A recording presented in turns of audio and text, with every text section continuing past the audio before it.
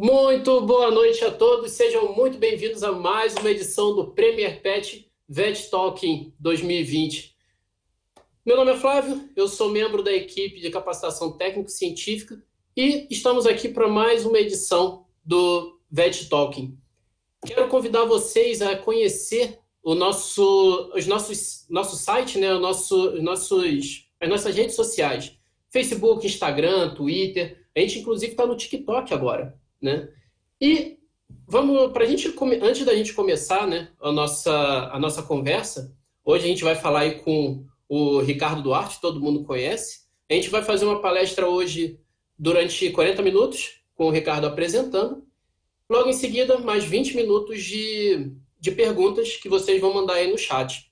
E após as perguntas, nós vamos fazer, então, um sorteio, tá? Então, na verdade, não vão ser 5 sorteados, né? Vão ser 8 sorteados, que vão ganhar, os 5 primeiros sorteados vão ganhar a miniatura de cachorro, e os 3 últimos vão ganhar a caixinha de som do Podvet, tá? Como que a gente faz, como que vocês vão fazer, então, para ganhar, para serem sorteados? Existem regras. Vocês vão ter que postar no Instagram, né, um story, ou então a foto no feed durante a webinar que vocês estão assistindo, e marcar o @PremierPet e hashtag VetTalking também, tá? Lembrando que o perfil tem que ser público para a gente poder conferir, tá certo? Então eu vou sortear 8 pessoas de uma vez. 5 pessoas vão ganhar, os 5 primeiros vão ganhar a miniatura de cachorro e os 3 últimos vão ganhar a caixinha de som, tá certo? Bom, então hoje a gente vai, deixa eu só tirar aqui a apresentação. Acho que foi, né? Aí, bom, então a gente vai falar hoje sobre a diferença entre diarreias, né, do intestino delgado e intestino grosso, e a gente trouxe aqui um grande amigo meu, que é o Dr. Ricardo Duarte, excepcional veterinário aí no cenário brasileiro, com grande referência aí da gastroenterologia, né? Ele é médico veterinário, formado na Universidade de São Paulo. Ele é mestre e doutor em clínica médica pela USP, né? Aqui é a Universidade de São Paulo. Sócio fundador da Associação Brasileira Veterinária de Endocrinologia. Ele também é membro da Sociedade Gastroenterologia Comparativa. Ele é professor de mestrado de Saúde e Bem-Estar da FMU, daqui de São Paulo, e atualmente é professor assistente da disciplina de Clínica de Pequenos Animais da FMU e faz atendimento especializado em gastroenterologia na All Care Vet, também aqui de São Paulo. Então, doutor Ricardo, fique à vontade, por favor, dê-nos a graça aí da sua apresentação. Seja muito bem-vindo. Obrigado, Flávio. Eu vou agora compartilhar a apresentação e já vamos começar. Perfeito. Tá aí os slides? Sim. Bem? Está aparecendo. Sim? Ótimo. Pessoal, então hoje a nossa proposta, né, é fazer uma abordagem principalmente das enteropatias crônicas e utilizando, né, ou pelo menos tentando utilizar as diferenças entre doenças de delgado e grosso na abordagem do paciente com diarreia crônica, tá? Então, hoje a gente vai falar bastante sobre cocô, não vai ser muito agradável antes do jantar, mas eu espero que vocês aproveitem e as dúvidas a gente tira ao final, então. Bom, gente, esse é um slide clássico, né? Praticamente toda a aula que eu vou dar sobre enteropatias crônicas envolvem essa diferenciação, se a enfermidade predomina no intestino delgado ou no intestino grosso, e isso é bem fácil. Muitas vezes o proprietário fala muitas dessas características, e o que ele não fala, a gente pergunta. Com o tempo, vocês memorizando um pouco essa tabelinha, esse quadro, vocês vão ver que ele passa a ser automático. A gente consegue fazer isso automaticamente e isso é muito importante. A gente vai discutir por que que é importante, antes de mais nada, a gente tentar sediar o problema. Então, em geral, né, o volume de fezes de cães com doenças de Delgado é bastante aumentado, cerca de 3 vezes o volume normal. No caso de cães com doenças de intestino grosso, o volume é variável. Tem alguns cães que têm crises de diarreia, quer dizer, eles não têm colite, eu vou chamar de colite como sinônimo de doença inflamatória intestinal de cólon, eles não têm todo dia diarreia, mas eles têm crises de colite, quer dizer, uma diarreia que é intermitente.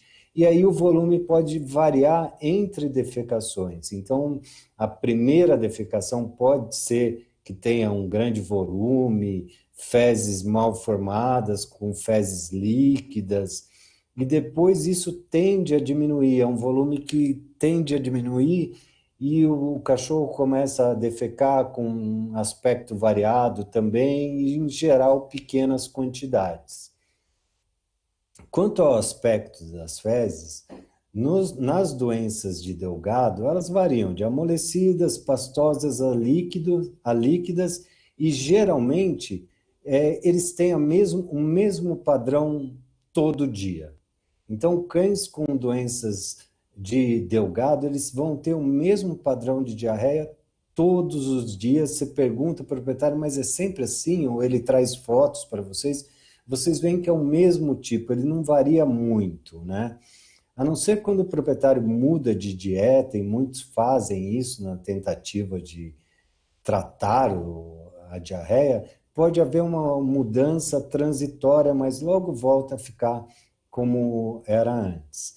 Nas enfermidades de intestino grosso, o aspecto varia muito. Vocês vão ver que a gente pode ter fezes mal formadas inicialmente, depois elas passam a ser com muito muco, e depois elas passam a ser com sangue. Então, o aspecto é variável entre defecações, né? Cães que têm diarreia por enfermidade de intestino grosso diariamente, que são os casos que me preocupam mais, normalmente eles vão ter um padrão mais ou menos parecido entre defecações.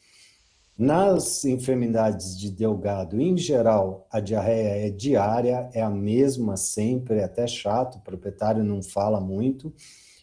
E no caso das colites inflamatórias, a maior parte dos casos que eu vejo são crises de colite. Eles não têm todo dia, eles têm uma vez por semana, uma vez a cada 2 semanas, uma crise de colite. Isso é interessante, né? Porque a gente já fala, opa, isso não deve ser câncer, né? Porque ninguém tem crise de câncer, né? Ou você tem câncer ou você não tem. Então, isso me tranquiliza um pouco. Aqueles pacientes que têm colite diariamente, têm defecação com características de intestino grosso diariamente, esses me preocupam, porque eles podem ter neoplasias intestinais de cólon ou uma colite grave, como, por exemplo, bulldogs franceses muitas vezes têm. A presença de muco é raro quando o problema está no intestino delgado. O intestino delgado é onde acontece a digestão. Então, raramente o proprietário vai queixar. Vocês perguntam, e tem uma gosma, um catarro? Eles falam, não, não tem, é normal. Mas é frequente nas doenças de intestino grosso. E o proprietário fala para vocês, e tem um catarro, tem uma gosma, geralmente eles falam isso para a gente. Sangue, se houver sangramento gastrointestinal, que remete a um quadro mais grave, a gente vai ver sangue digerido, quer dizer, fezes escurecidas, melena. No caso das colites, é muito comum eles terem hematoquesia. Então você pergunta, mas você vê sangue vivo nas fezes? O proprietário fala, vejo, não, tem sangue. E isso muitas vezes que deixa eles muito assustados, né, com essas crises de colite, porque tem bastante sangramento em alguns casos.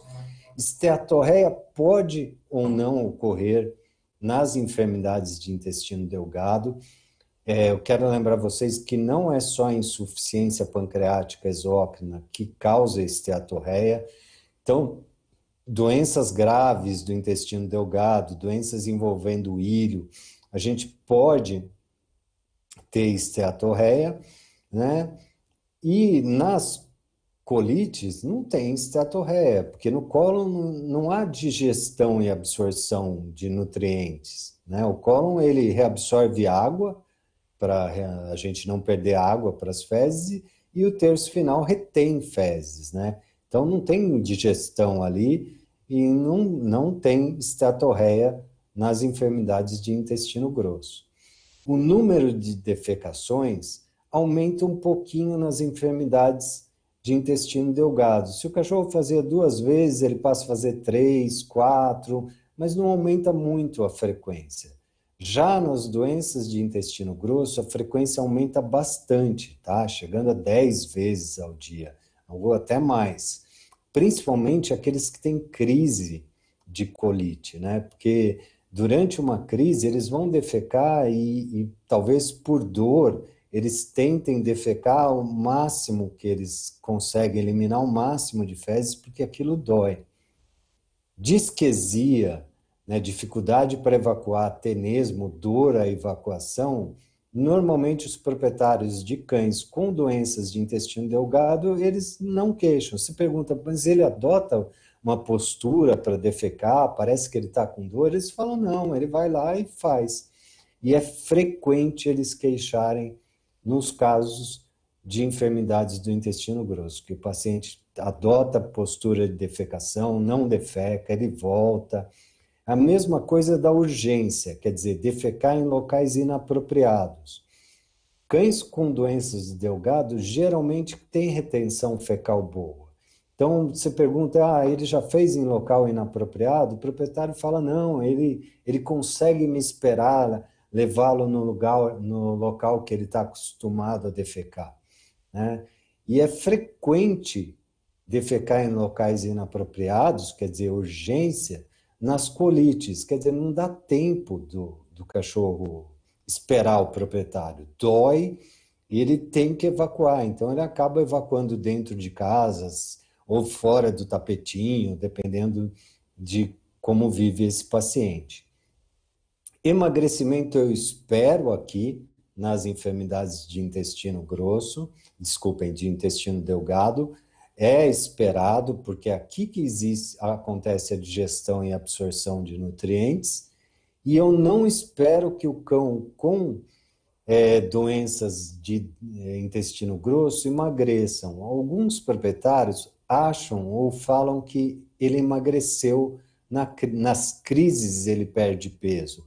Porque muitas vezes ele vai ao veterinário, levar o paciente na crise, pesa e vê que ele perdeu peso. Isso, na maioria das vezes, é desidratação, ele não perdeu peso.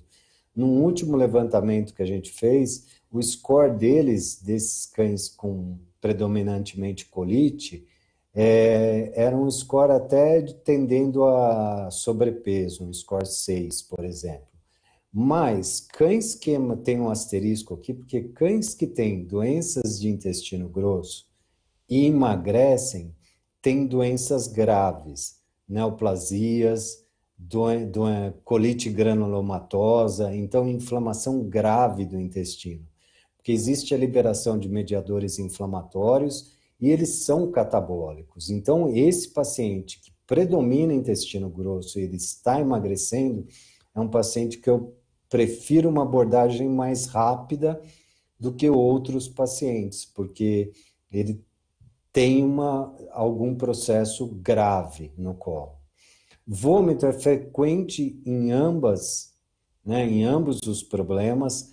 Cães que têm principalmente o duodeno acometido vomitam bastante.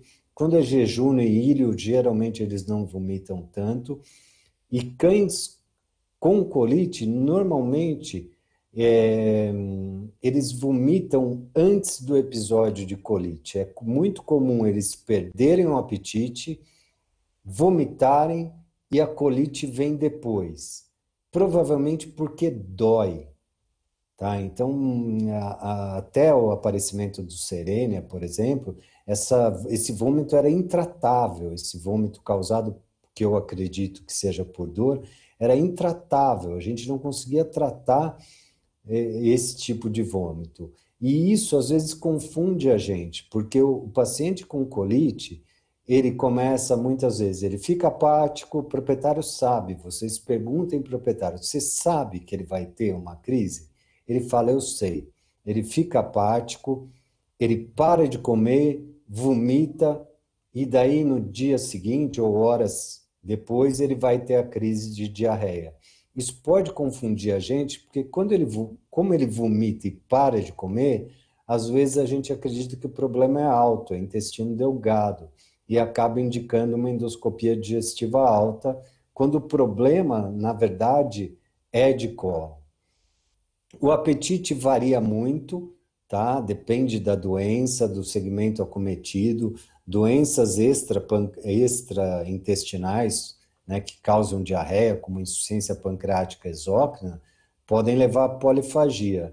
Em geral, eles têm diminuição de apetite, principalmente se tem duodeno acometido, então isso sugere um quadro pior, tá? Os quadros que têm polifagia, a gente já fica, pelo menos ele está comendo, isso é bom.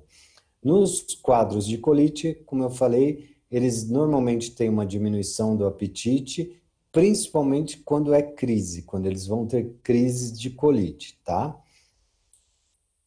Então, aqui quando eu estou dando aula, né, eu sempre mostro esses dois aqui, que é a minha pergunta, né, de quem é o cocô, porque cada paciente é dono de um cocô. Então, como a gente não vai conseguir interagir hoje, eu vou contar para vocês. Aqui a gente tem fezes líquidas, volumosas, né, comparando com o balde, e o dono desse cocô aqui é essa setterzinha de 9 meses de idade, tá? Se vocês repararem, ela é magra e tem até um certo atraso do crescimento, né? O setter é uma das únicas raças que tem, uma das poucas raças que tem hipersensibilidade ao glúten congênito. Então, quando vocês tiverem, o setter não é uma raça tão popular como já foi, mas quando vocês têm um setterzinho jovem, com diarreia crônica, descartado causas extraintestinais ou parasitárias, pensem em hipersensibilidade ao glúten. A gente coloca o paciente numa dieta sem glúten, uma dieta hipoalergênica, e se ele melhora, depois que ele melhora, a gente dá pão para ele e vê se recidiva a diarreia. É o único jeito de diagnosticar. O histopatológico tem um padrão característico também. E aqui desse lado a gente vê a Nara. A Nara é uma pastora, uma paciente antiga minha, que tinha um carcinoma de cólon. E ela estava sempre em posição de defecação, com tenesmo, disquesia, e as fezes dela, não tem uma escala aqui, mas ela não é maior do que uma caneta Bic, né? São pequenas as fezes, né? E tem muco, essa região esverdeada, e aqui tem um pouquinho de sangue. Então, esses cães com tenesmo, disquesia, eles sugerem problemas de intestino grosso. Tudo bem? Então, hoje, com o WhatsApp, com os celulares, eles trazem fotos para a gente, isso facilita bastante. Aqui uma diarreia volumosa, né? Volume provavelmente sugere intestino delgado, líquida, e o que vocês veem aqui ao redor das fezes e que não se mistura as fezes, isso é esteatorreia, tá, gente? Porque às vezes eu pergunto isso em aula e alguém fala, isso é sangue. Não é sangue, o sangue mistura nas fezes, tá? Então, isso é esteatorreia e isso não é insuficiência. Esse cão não tinha insuficiência pancreática exócrina. Então, insuficiência pancreática exócrina não é a única causa de esteatorreia, tá? Então, pensem nisso na hora do diagnóstico. Eu, por exemplo, nunca peço aquele coprológico funcional, porque ele só vai me dizer que ele tem esteatorreia, ele não me diz se é insuficiência pancreática exócrina ou se é um quadro de má absorção de gordura em intestino. E não é sangue, né? Quando o paciente tem sangramento gastrointestinal, ele tem melena, fezes escurecidas, tá? Isso aqui, muitas vezes o hemograma ajuda a gente. Não precisa de água oxigenada, essas coisas. Assim, água oxigenada muitas vezes borbulha em fezes normais, sem sangue, tá? Porque reage com outras proteínas. Isso já foi demonstrado em um estudo em cães saudáveis que o teste de sangue oculto não tem muita validade para nós veterinários. Então aqui a gente volta àquela diarreia que eu mostrei para vocês, com características de intestino delgado, com esteatorreia, e eu vou mostrar para vocês o dono da diarreia, que é o Rufus. Se vocês perceberem a caquexia dele, né, talvez um score 2 aí para ser legal, né, combina. Uma diarreia de intestino delgado com esteatorreia e um cão muito magro. Vejam o Rufus, né? Então, a gente tem um paciente, e isso era ele antes de ter a diarreia, né? Então, era um cão bem forte, com musculatura ok. Rufus com diarreia e diarreia de Rufus. Combina. Uma das coisas que a gente tem que sempre se perguntar, né, quando a gente está examinando esses pacientes, é o que o proprietário está contando para a gente combina com o que a gente está vendo no exame físico. Isso é bastante importante, tá? Aqui uma diarreia de intestino grosso. Então, vocês veem, o proprietário, quando ele é educadinho, ele coloca uma escala para eu ter noção, né? Então, bastante muco e bastante sangue, né? E isso é giardia, tá? Às vezes, na faculdade, a gente aprende que giardia causa uma diarreia de intestino delgado, amarronzada, mas giardíase causa diarreia de intestino grosso ou delgado, isso é uma praga mesmo. Outras fezes compatíveis com intestino, com doença de intestino grosso, vocês veem que varia, né? Então, aqui a gente tem um pouco de fezes um pouco formadas, né? Com bastante sangue, muco e talvez até um pouco de fibrina. Então, isso sugere bastante doença de intestino grosso, ok? Uma coisa importante, né, a partir, porque isso a gente faz, essa tabelinha e essa abordagem, a gente faz na queixa principal. Na queixa principal, o proprietário já fala para a gente o que a gente quer saber, e a gente acaba tendo uma ideia, na maioria das vezes, se o problema é delgado, grosso ou se é difuso. Tem cães que têm características de que o problema acomete ambos os segmentos do intestino. O segundo passo é a gente excluir parasitismo, isso é super importante, tá? Pode ser que, sei lá, a giardia não seja a causa real daquela diarreia, mas se tem giardia, está atrapalhando, se tem toxocara, está atrapalhando. Então, excluam parasitismo e diarreias secundárias, tá? Como insuficiência pancreática exócrina, neoplasias, pancreatite crônica, doenças endócrinas, principalmente em cães que vomitam muito, né? O hipoadrenocorticismo é um diagnóstico diferencial importante. Então, o hipoadreno geralmente acomete cães entre 2 a 5 anos e eles vêm com histórico de emagrecimento, vômito, nem sempre diarreia. Então, é importante a gente tirar o hipoadreno da nossa lista muito rápido, porque se vocês fizerem uma endoscopia e der uma duodenite linfoplasmocitária, a gente vai começar a tratar com cortisona e ele vai melhorar, porque a gente está dando cortisona para um hipoadreno, a gente está tratando certo a doença errada. E doenças mecânicas, né? Intussuscepção do cólon, isso é coisa que às vezes é intermitente, pode levar a um aspecto de colite intermitente, tá? O ultrassom é nosso grande aliado, principalmente quando a gente está pensando em neoplasia, quando a gente está pensando que endoscopia a gente vai fazer, se a gente vai fazer endoscopia digestiva alta ou baixa. Então, aqui no lado, vocês veem o intestino de um cão, né? Desse lado aqui, a gente até consegue distinguir as camadas. Então, a gente vê o lúmen, que é essa parte mais hiperecóica, a mucosa, que é hipoecóica, a submucosa, muscular e a parede.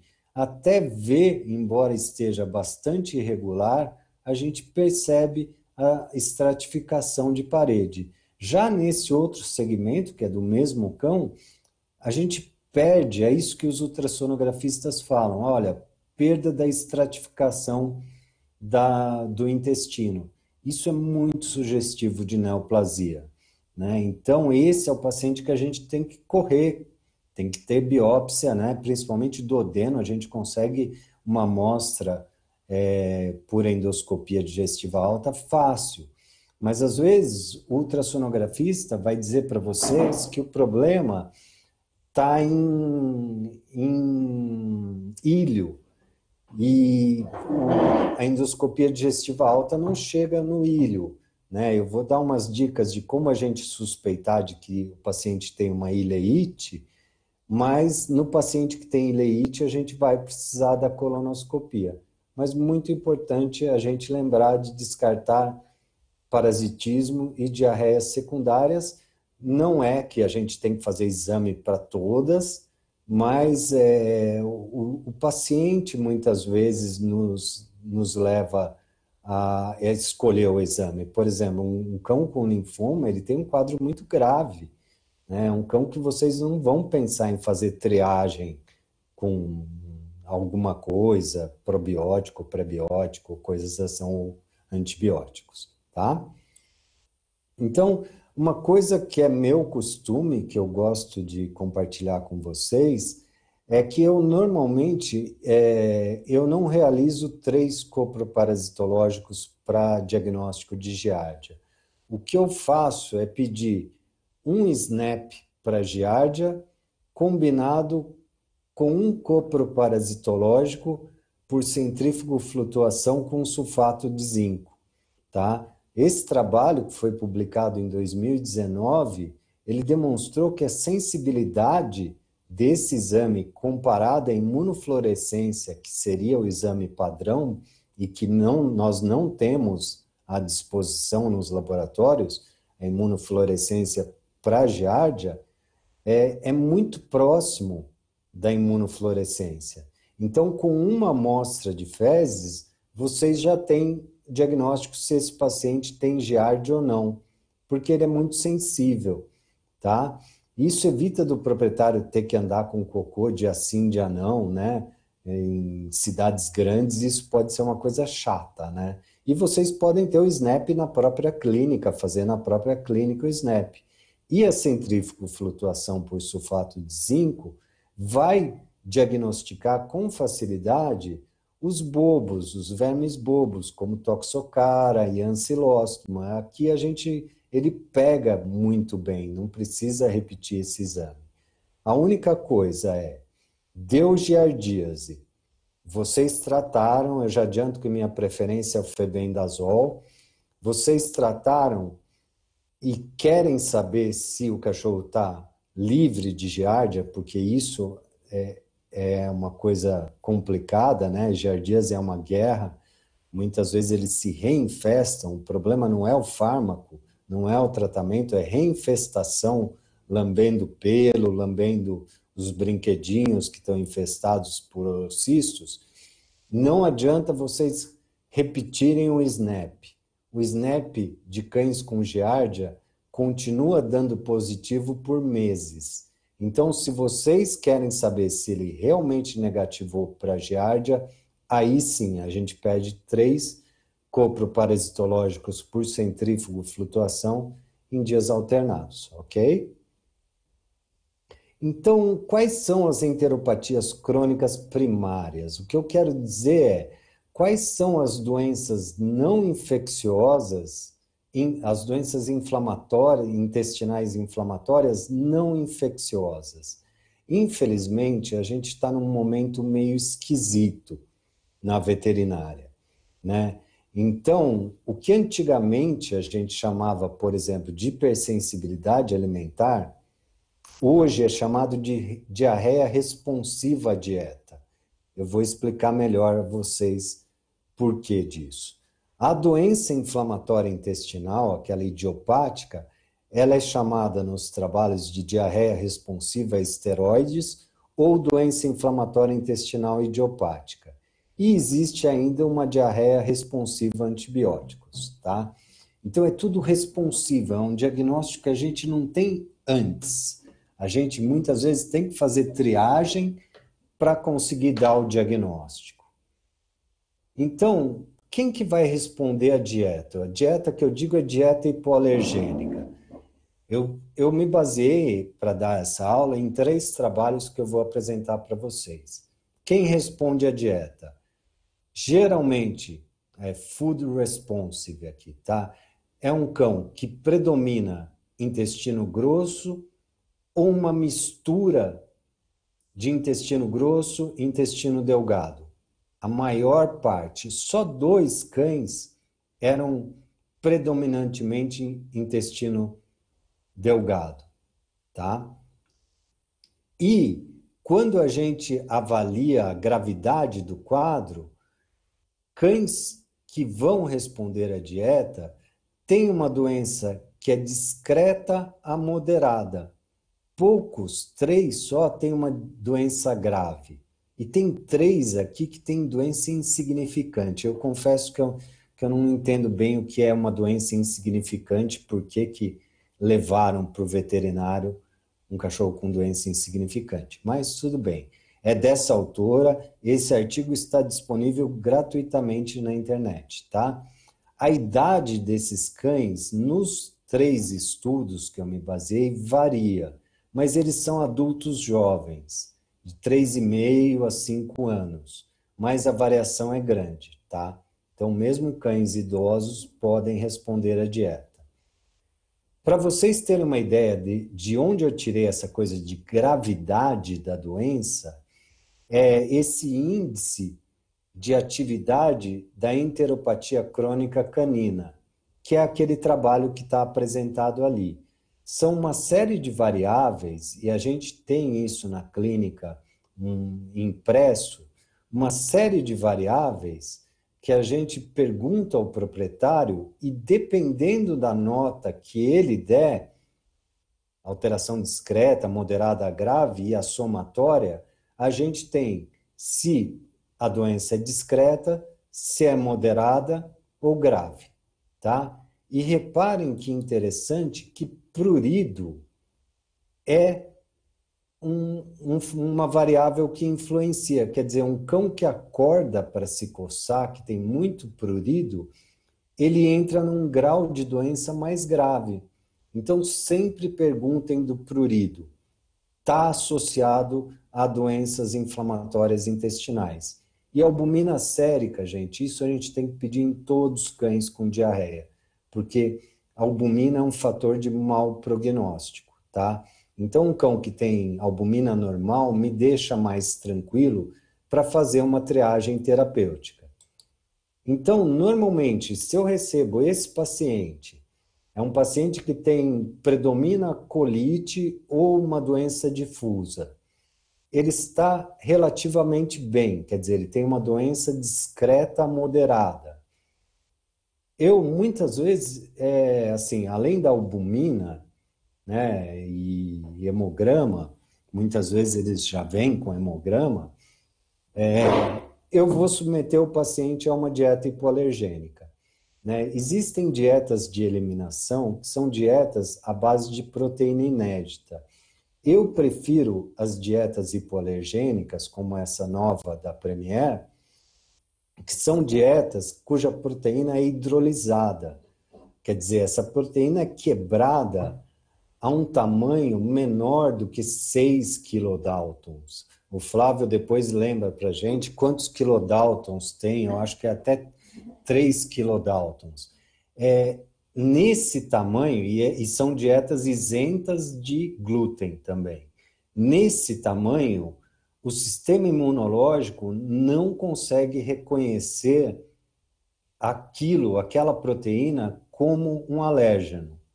Tá? Eu prefiro. Existe um estudo demonstrando que a dieta de eliminação, quer dizer, você usar uma proteína inédita ou hipoalergênica, funciona do mesmo jeito. O problema para mim é que, para eu escolher uma proteína inédita para esse paciente, o meu inquérito alimentar do paciente fica muito complicado. Nem sempre o proprietário lembra se o cachorro já comeu ração à base de peixe, se o cachorro já comeu ração à base de cordeiro. Então, isso me complica. Eu dou preferência às dietas hidrolisadas porque eu não preciso me preocupar com o que ele comeu anteriormente. Agora, se vocês vão usar uma dieta de eliminação, aí tem que ter um histórico, um inquérito dietético muito bem feito, tá? E nem sempre o proprietário lembra. Aqui em São Paulo, pelo menos, muitos veterinários usam carne suína como dieta de eliminação, e isso está errado.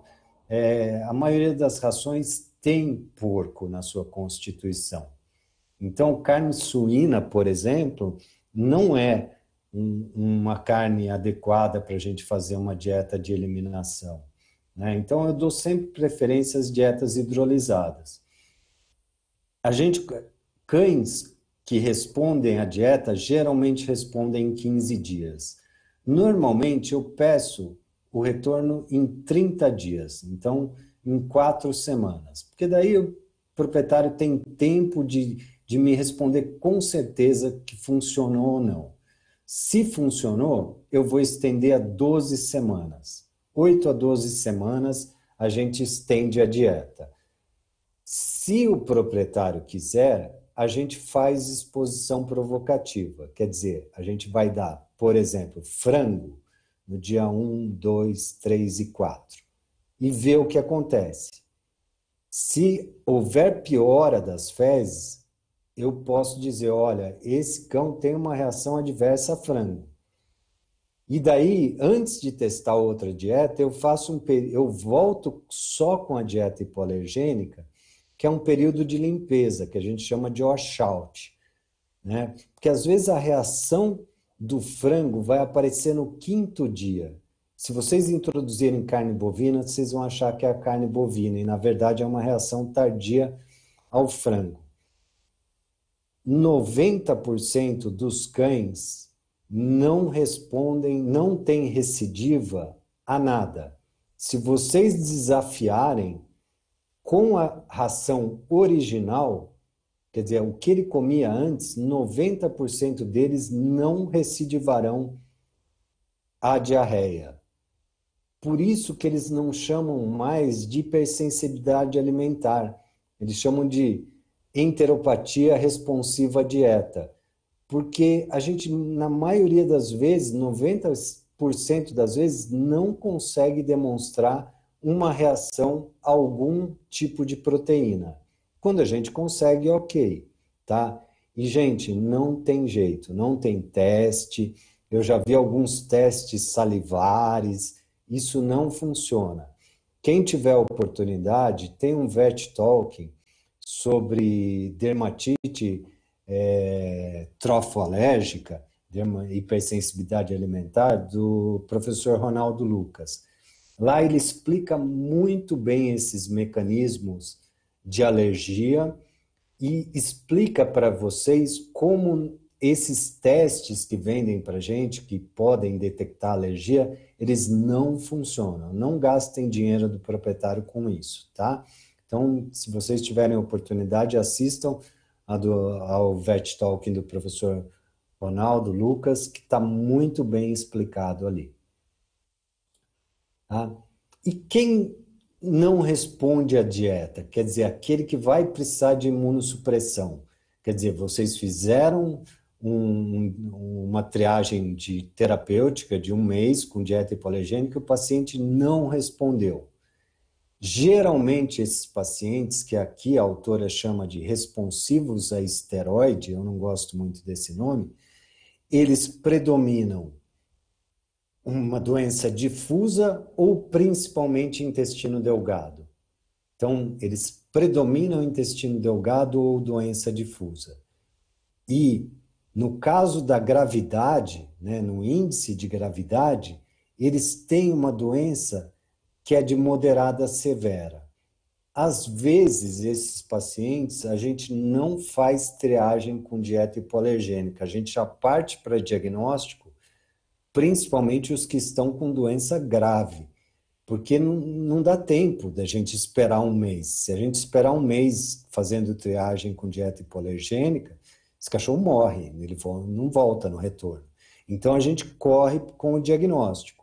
Mas uma doença moderada, a gente pode tentar. Se ele não respondeu à dieta hidrolisada, se ele tem um quadro muito grave como Rufus, a gente vai partir para diagnóstico. Em geral, esses cães têm uma mediana de 6 anos, mas varia bastante, tá?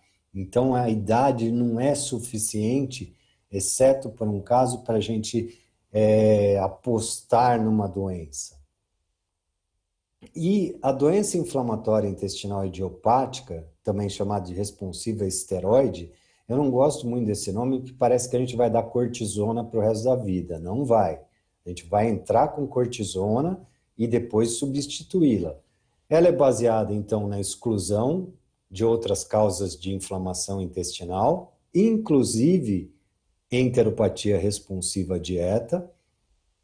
Tem que ter correlações clínicas e evidência histológica de inflamação, então a gente tem que ter a biópsia, né? E se é responsiva a esteroide, o tratamento tem que funcionar. Existe uma pequena parcela que nada funciona, tá? A doença inflamatória intestinal, ela é caracterizada por inflamação intestinal, disbiose. Disbiose, eu espero um dia conseguir falar com vocês sobre isso. É uma alteração qualitativa da microbiota intestinal, que é muito importante, e isso, o real papel da disbiose, a gente não sabe se ela começou com disbiose ou se a disbiose é uma consequência da inflamação. E nos casos mais graves, aumento da permeabilidade intestinal. Então, esses cães têm o que a gente chama de leaky gut, ou intestino permeável. Eles perdem sangue, eles perdem proteína para as fezes, né? É muito importante que o patologista de vocês leia as biópsias segundo essa padronização internacional, tá? Porque antes, cada patologista lia a sua maneira. Esse grupo internacional do ASAVA, ele se juntou e eles padronizaram como deve ser emitido um laudo de biópsias por endoscopia de cães e gatos com doenças inflamatórias não infecciosas. Porque a partir disso a gente passa a falar a mesma língua, em termos de gravidade da doença. E isso é muito interessante, porque vocês podem se perguntar, poxa, Ricardo, mas se o cachorro não respondeu à dieta hipoalergênica, eu não acho que é câncer, eu poderia tratar ele com esteroides, né, com cortisona, ao invés de tratá-lo simplesmente, ao invés de fazer uma endoscopia, porque o procedimento é caro, envolve anestesia, etc. Mas eu gosto da biópsia porque ela me dá informações que eu não consigo ter com outros exames. Então, por exemplo, aqui o que a gente vê, aqui na minha seta, é fibrose. Então, isso me facilita conversar com o proprietário. Olha, tem vários pontinhos pretos, esses pontinhos pretos são linfócitos ou plasmócitos, então existe uma inflamação linfoplasmocítica, mais existe fibrose da vilosidade. Quer dizer, isso é uma cicatriz. Esse tecido é afuncional. Então, talvez nesse cão, essa é outra biópsia do mesmo cão, se vocês lembrarem, as vilosidades intestinais lembram dedinhos de luva. Aqui elas estão achatadas. Existe quase uma fusão de vilosidades aqui, tá? Então, esse é o problema. Tem alterações não só inflamatórias, nós temos alterações arquiteturais, tá? Então, esse é um quadro mais grave. Então, posso falar para o proprietário, olha, talvez a gente não consiga 100%, porque ele tem alterações de arquitetura do órgão, tá? Então, eu acho isso bastante importante, né? Desculpem. Então, o tratamento, normalmente a gente faz manejo dietético, aqui depende muito da biópsia, uma dieta gastrointestinal é bastante razoável pela alta digestibilidade, a não ser que existam evidências de linfangiectasia, que é um assunto que a gente não vai conseguir falar hoje.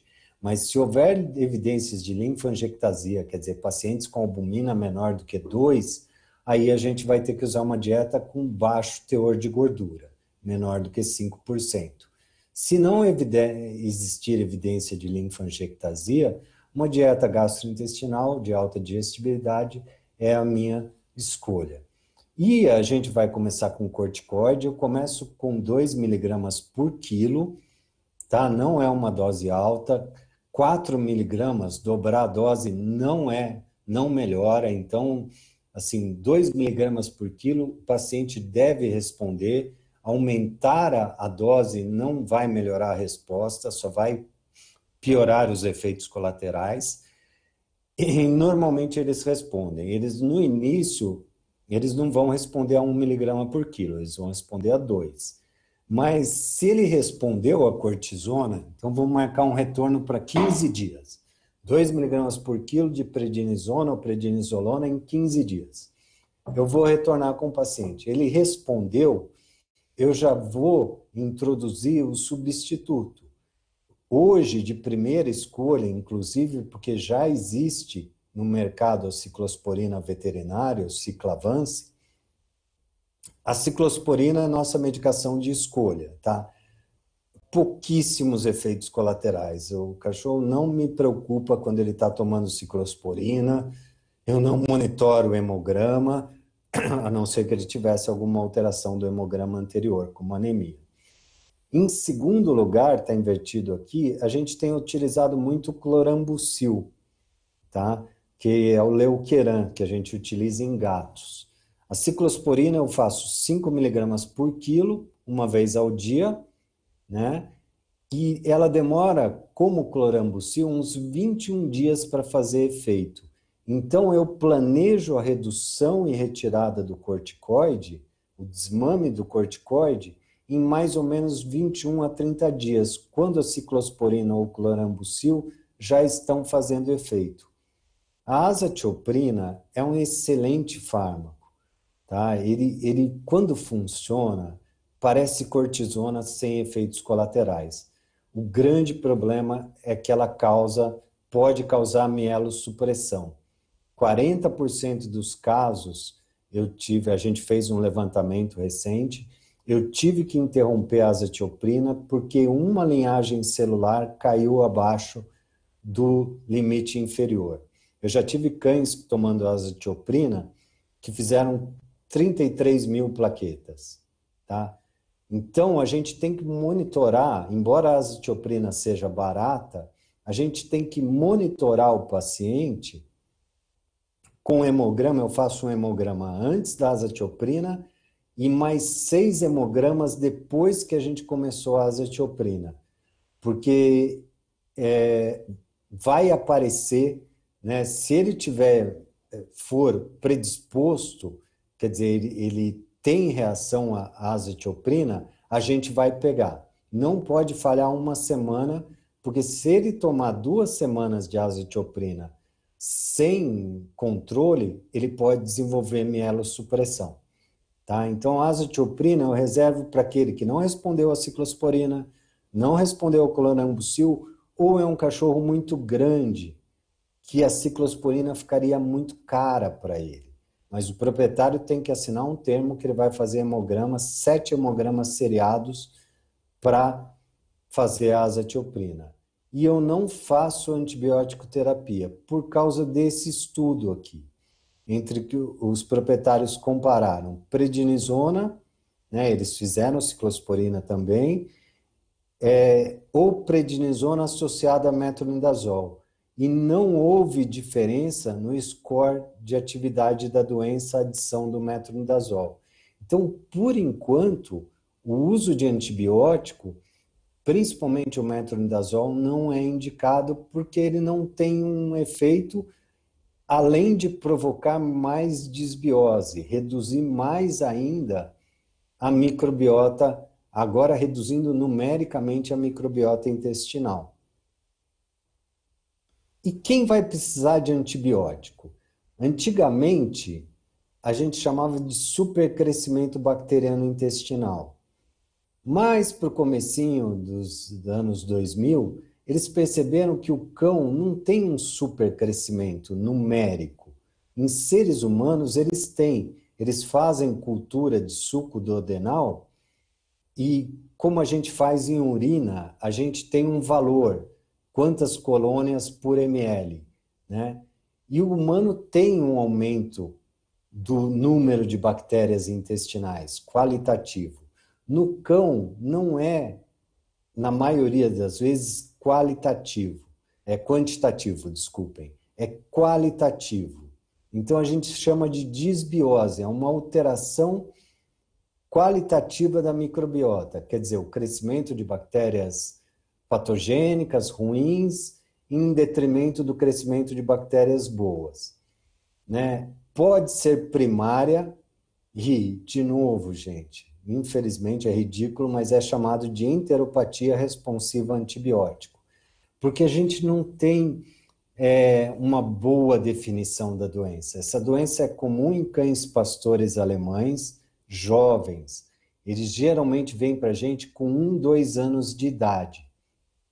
Então, esse cão pastor alemão com 1, 2 anos de idade, que tem uma diarreia de intestino delgado, então, a enteropatia responsiva a antibiótico é uma diarreia de intestino delgado, crônica, um paciente que emagrece e que responde a antibiótico.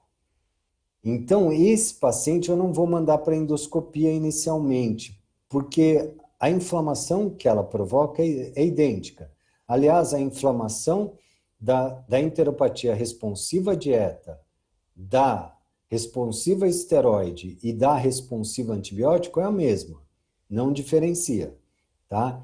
Mas esse cão que tem disbiose primária ou enteropatia responsiva à dieta, geralmente é um cão pastor alemão, Malamute do Alasca também tem. Eles vêm para vocês jovens, né, magros, com uma diarreia de intestino delgado e com 2 semanas de antibiótico, isso resolve. Pode acontecer, eu já vi alguns casos da disbiose ser secundária. Eu digo disbiose secundária causando diarreia, tá? Porque disbiose acontece em uma série de processos. Quando a gente dá, por exemplo, omeprazol para um paciente, isso muda a microbiota dele. Quando a gente dá metronidazol, ele não tem diarreia, mas a microbiota dele muda completamente. Mas, falando em diarreia responsiva a antibiótico não primária, secundária, eu já vi em casos de imunossupressão. Então, cães, por exemplo, com hiperadreno e diabetes, nada cedia, se faz o antibiótico, a diarreia cede. Então, isso é uma tentativa e erro, e faz parte da doença inflamatória intestinal. Só que o tratamento não está bem, a gente não tem um diagnóstico nem um tratamento bem estabelecido. Vocês podem tentar o diagnóstico com a dosagem de folato, tá? Se o folato der alto, é sugestivo de disbiose. mas é um teste que raramente é um teste pouco sensível. E muitos pacientes que eu atendo já receberam antibióticos, então o folato acaba dando normal. Eu doso quando ele não tomou antibiótico, daí é interessante, ok? Então esse nome a gente não dá mais.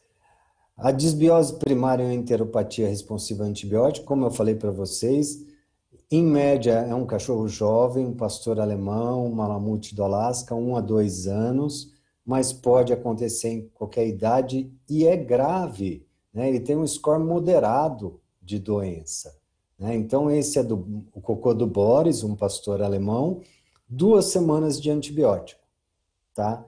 Normaliza. Outra coisa que vocês podem dosar, que é muito importante, é a cobalamina. Cães com enteropatia responsiva a antibiótico, comendo uma dieta adequada, podem ter deficiência de B12, a cobalamina, porque as bactérias patogênicas competem com o organismo pela absorção da cobalamina e a disbiose causa lesão no ilho. O ilho é o local de absorção da cobalamina. Se o ilho sofre, se o ilho está doente, os receptores para a cobalamina estão danificados. Então a cobalamina dá baixa. A cobalamina baixa diz num paciente que come uma dieta apropriada, com valores de cobalamina apropriada. Não se ele come uma dieta caseira que o proprietário inventou, daí não vale. Mas se ele come uma dieta apropriada, a cobalamina da baixa, três coisas podem estar acontecendo. Insuficiência pancreática exócrina, enteropatia responsiva a antibiótico ou uma inflamação grave do ilho. Nesse caso, se vocês descartarem insuficiência pancreática exócrina, não é responsivo ao antibiótico, tem que fazer colonoscopia, porque para obter biópsia do ilho, a gente precisa acessar via colono. Não adianta tentar via alto, tá? O ideal era a gente fazer sempre alto e baixo, mas aqui em São Paulo, pelo menos, o preço é caro. Então, a gente tem que ser muito cuidadoso no exame que a gente vai pedir para a gente não errar. Tudo bem com essa disbiose, essa enteropatia responsiva a antibiótico?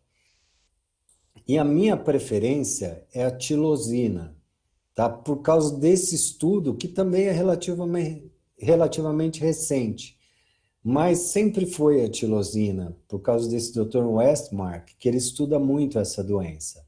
Nesse estudo, ele demonstrou que cães com enteropatia responsiva a antibiótico respondem à tilosina em poucos dias, 2 semanas eles respondem.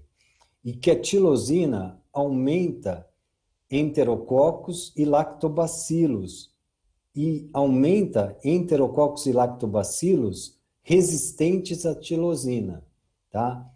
Existem 2 trabalhos que foram publicados depois que falam que não é bem assim, tá? É que um trabalho foi feito em cães mesmo, cães saudáveis, e outro trabalho foi feito em organoides.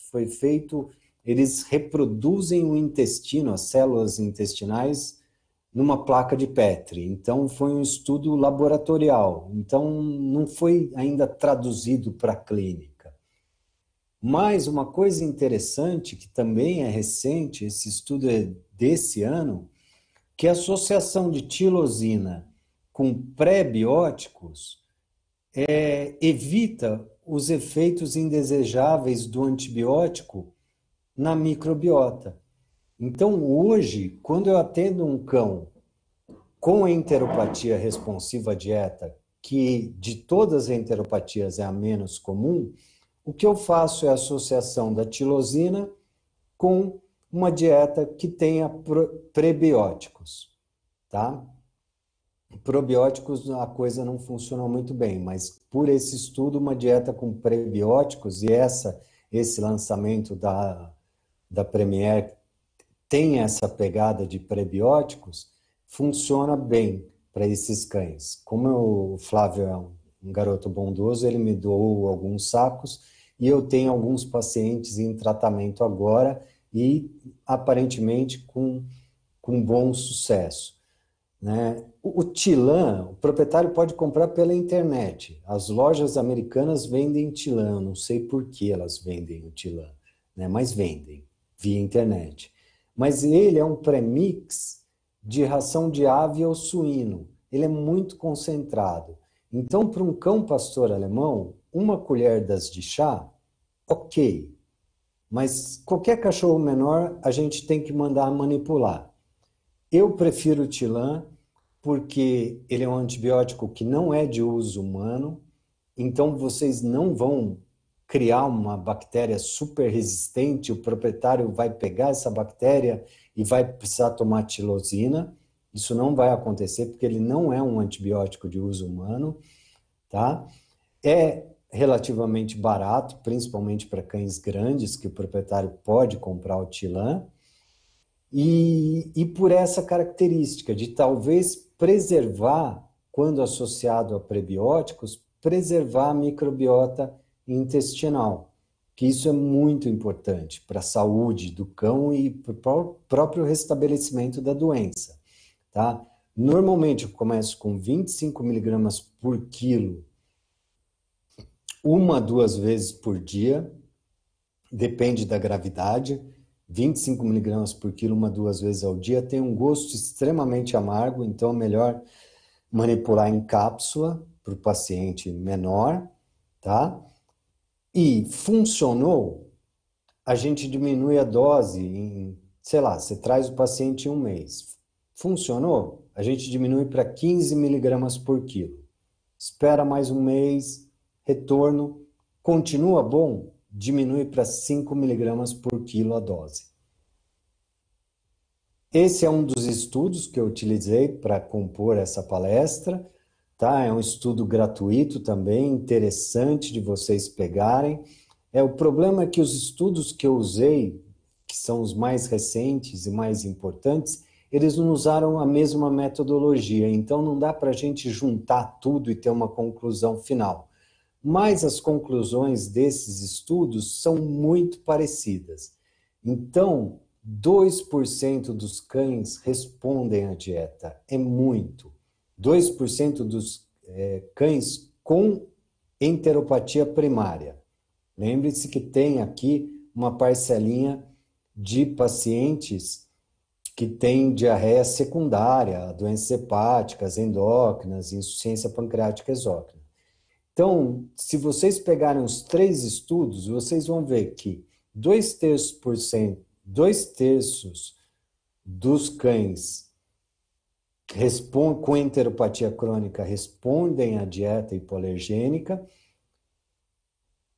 10% só são aqueles responsivos a antibiótico e eles têm uma característica especial, essa questão da idade, essa questão racial. E de 23% tem a doença inflamatória intestinal. Isso é que a gente conclui desse trabalho. Esses cães vão precisar de imunossupressão. E tem uma parcelinha de cães que não respondem a nada, infelizmente, tá, gente? Então, cães que têm diarreia líquida, emagrecimento importante, letargia, anemia, hematócrito menor de 40%, hipovolemia grave, né? São os cães que têm linfangiectasia, ou vitamina B12, né? Que é fácil da gente dosar agora. A dosagem de B12 abaixo do limite inferior são candidatos a ter uma resposta ruim, tá?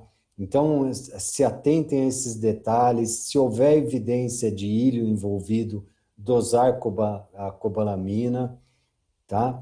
Isso é bastante importante, porque tem alguma porcentagem pequena dos cães, e principalmente são aqueles que têm linfangiectasia, que não vão responder a nada que a gente fizer. Cães com linfangiectasia, 50% só dos casos respondem a tratamento intensivo, ok? Então, esse é o Rufus que vocês conheceram, né, com aquela diarreia líquida. Esse é o Rufus com uma barriguinha de cortisona, tá? O Rufus, ele tinha tudo isso que esse slide falou. emagrecimento, diarreia líquida, letargia, anemia, hipovolemia e cobalamina baixa. Ele era aquele que tinha tudo para não responder.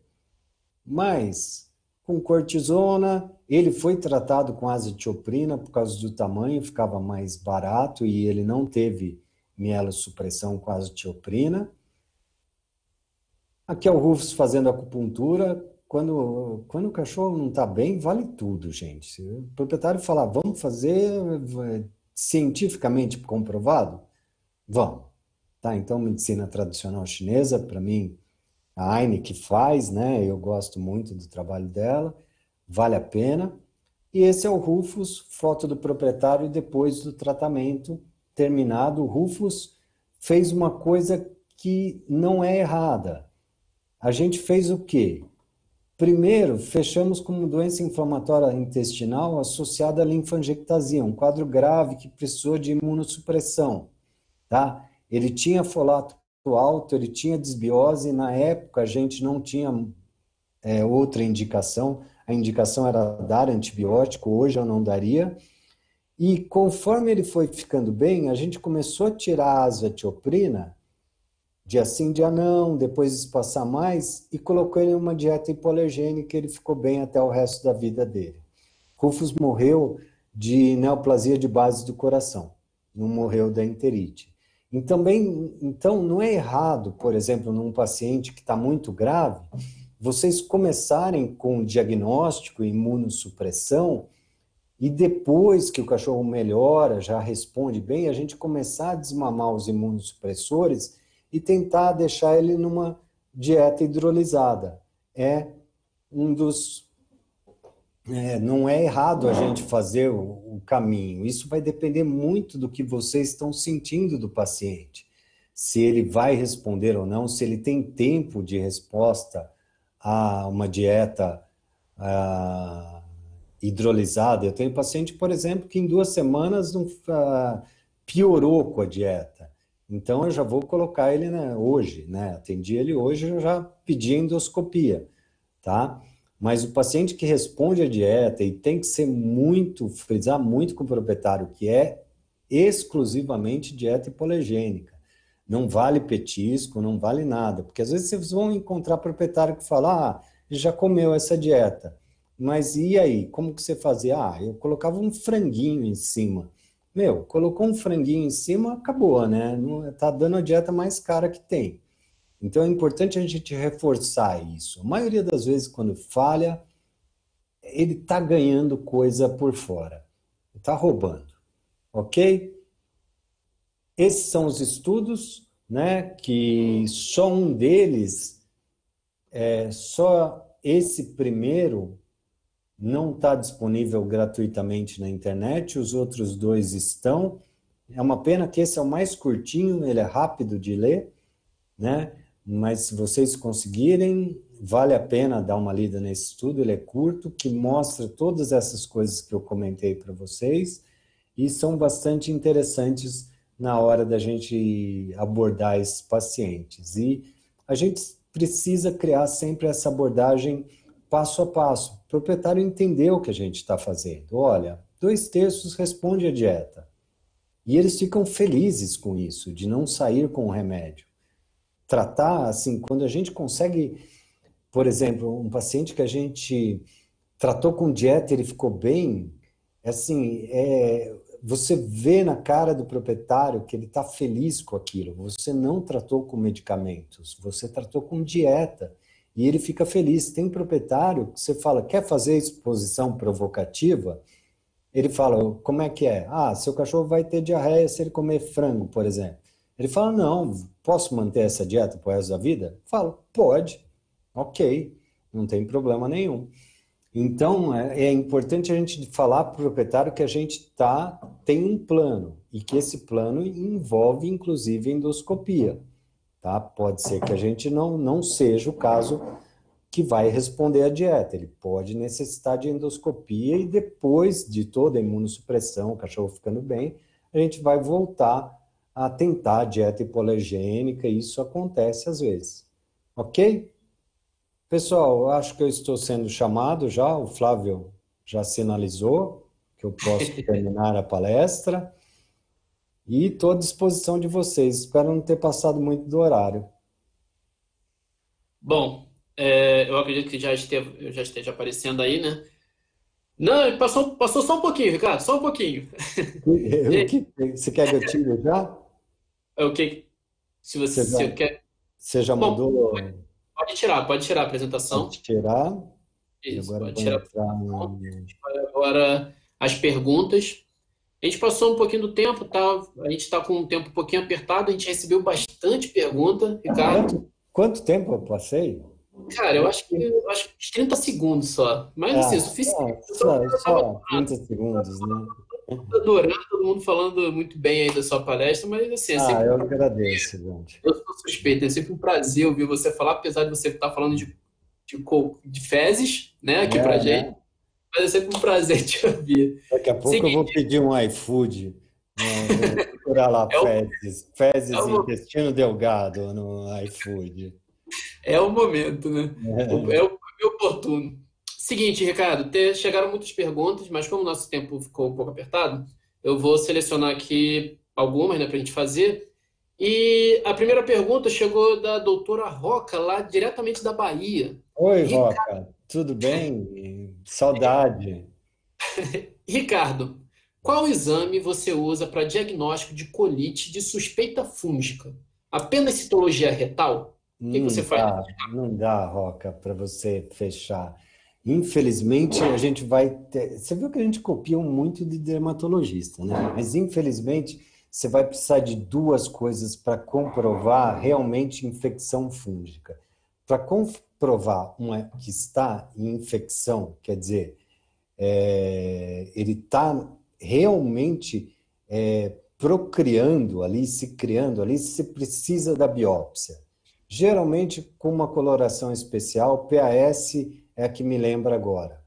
O PAS é uma boa coloração para você demonstrar o fungo e na sua fase reprodutiva, quer dizer, ele realmente está usando o intestino para sobreviver. E a cultura também, o cultivo micológico, para você saber que fungo é, né? Que fungo e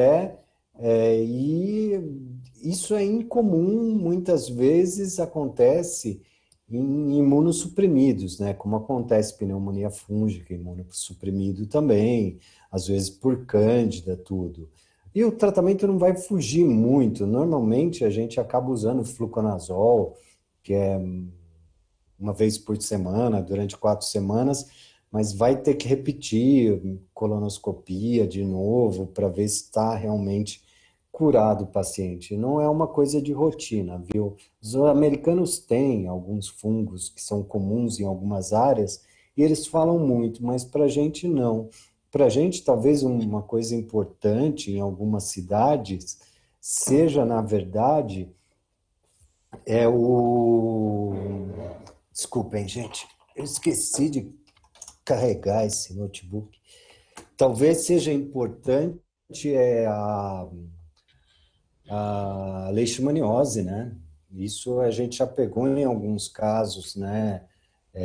Foi fazer a biópsia do cólon e se deparou com a leishmania lá. A gente não sabia que o cachorro tinha vindo de região endêmica. Então, em alguns lugares do país, pode ser que a gente tenha leishmaniose como um agente infeccioso importante a ser descartado, né?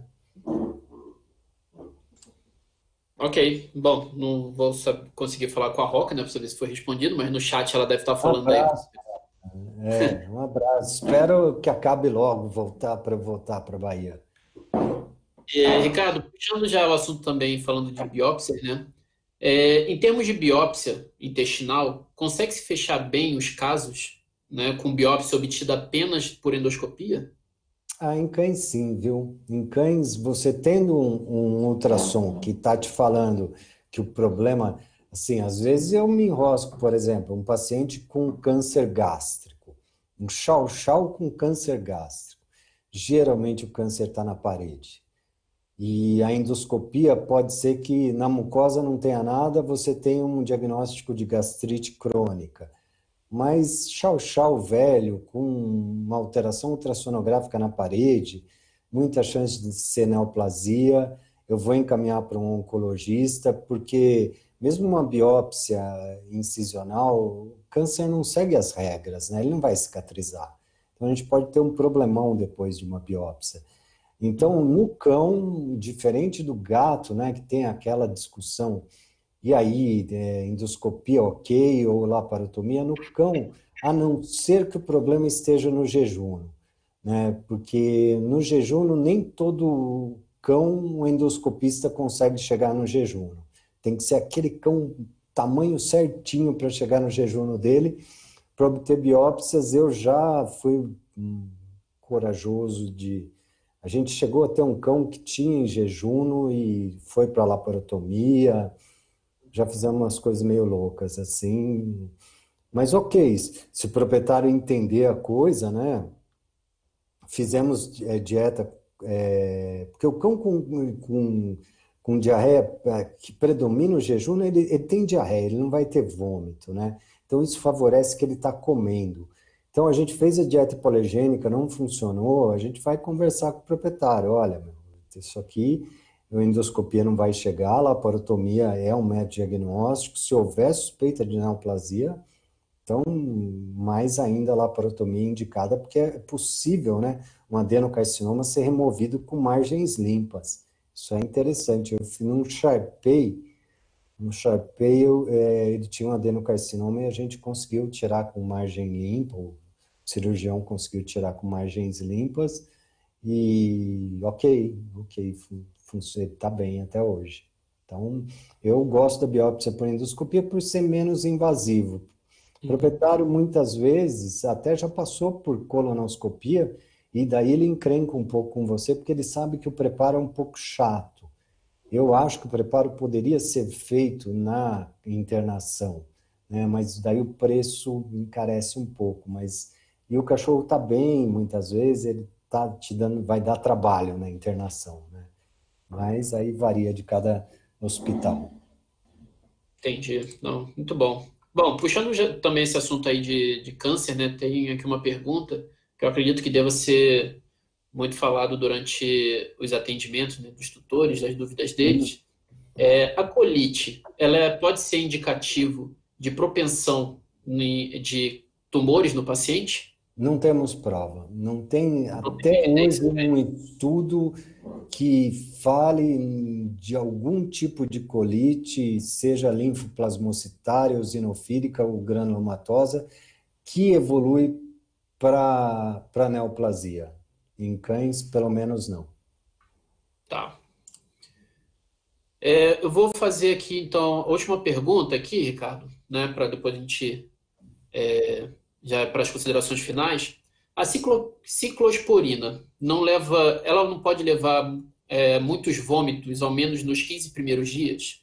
Pode, Flávio. É uma coisa que a gente vê agora com o novo, eu ainda não testei suficiente.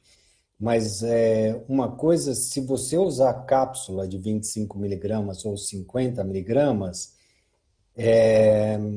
congelar a cápsula diminui o vômito. E o vômito da ciclosporina, ele acontece em 1 a 2 horas depois que ele ingeriu a ciclosporina. Então, porque você pode ter um cão cujo problema é vômito, então ficar confuso. Será que ele está vomitando porque ele vomita ou é a ciclosporina? Geralmente o vômito da ciclosporina acontece 1 a 2 horas, 1 hora, máximo 2 horas depois da ingestão da ciclosporina. Eu ainda vou tentar Serenia com ciclosporina para ver se ele tolera, porque de todos é o meu tratamento mais tranquilo, embora seja um tratamento caro, é o tratamento de escolha, não meu só, mas assim, praticamente do mundo inteiro, né, a ciclosporina. Mas se for inviável, né, daí a gente ainda tem o Leukeran, que é muito Uhum. usado em gato, mas e funciona bem. Só que o Leukeran você tem que monitorar hemograma. Pode causar uma leucopenia em 21 dias. Então, monitora a cada 21, 30 dias o hemograma. Entendi. Bom, Ricardo, eu vou pedir uma licença para você rapidinho, que Sim. agora eu vou dar as considerações finais aqui para a gente, tá? Vou montar aqui, mostrar a apresentação aqui para o povo. Compartilhando. Tá conseguindo ver aí? Tudo certinho? Tô vendo. Bom, ótimo. Pessoal, eu quero então convidá-los, né?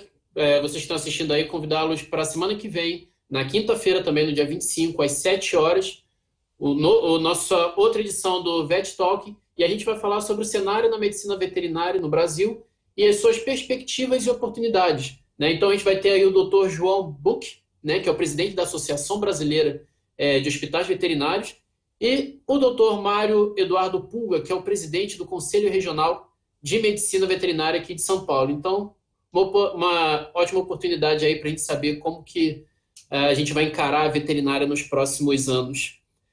Convido vocês também a ouvirem o nosso podcast, o nosso último episódio da primeira temporada, que é o nosso podcast. E esse episódio é com o casal Larson, então com o professor Carlos Larson, né, referência em dermatologia, e sua esposa também, doutora Maria Helena Matico Larson, referência em cardiologia aqui no Brasil. Então, pessoal, convido todos vocês a ouvirem aí pelo Spotify, pelo Deezer, pelas outras plataformas. E gostaria também que vocês pudessem responder a nossa pesquisa de satisfação. Então, aí o QR Code, que vocês possam utilizar aí o celular de vocês. E também foi enviado aí durante o chat para que vocês possam responder essa pesquisa, que é bem importante aí para que a gente possa melhorar a cada dia. Tá certo?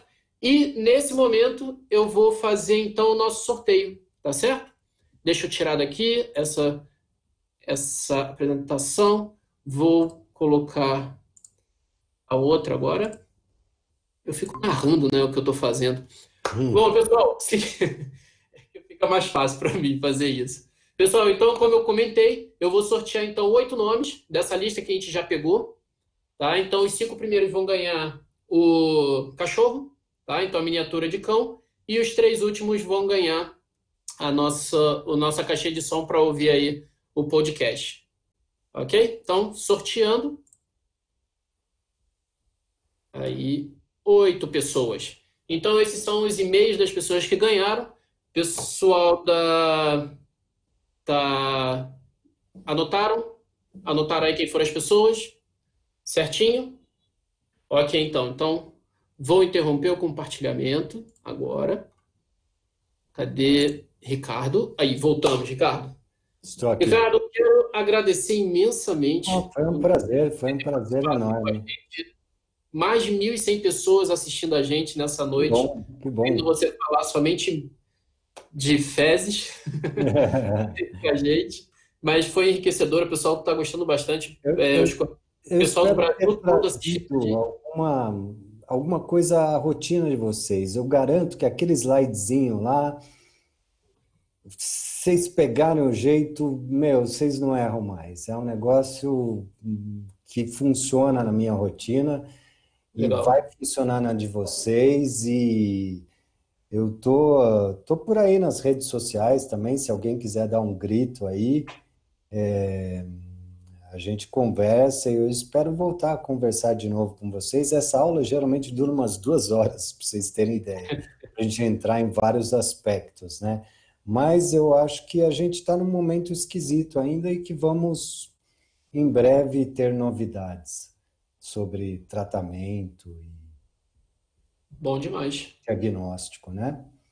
Bom demais. Bom, então, Ok? obrigado, Ricardo. Obrigado a todos. Prazer. Espero, então, que a gente possa se encontrar logo aí, né, Ricardo? Para a gente bater mais papo aí, para a gente conversar. Você pode ir de máscara. O Alex está dentro de um submarino. Então, ele não virá, né? Ele está no submarino. Mas acha que eu uso máscara, eu sei lavar a mão, eu aprendi tudo isso. Não, rapaz, eu tô germe free aqui dentro Eu já não tenho mais doença nenhuma. Mas, pessoal, então é isso. Ricardo, obrigado. Pessoal que está nos Obrigado, assistindo, pessoal que participou aí do chat, muito obrigado a todos e espero vocês aí na próxima quinta-feira. Um grande abraço aí a todos vocês. Fiquem Até mais. bem.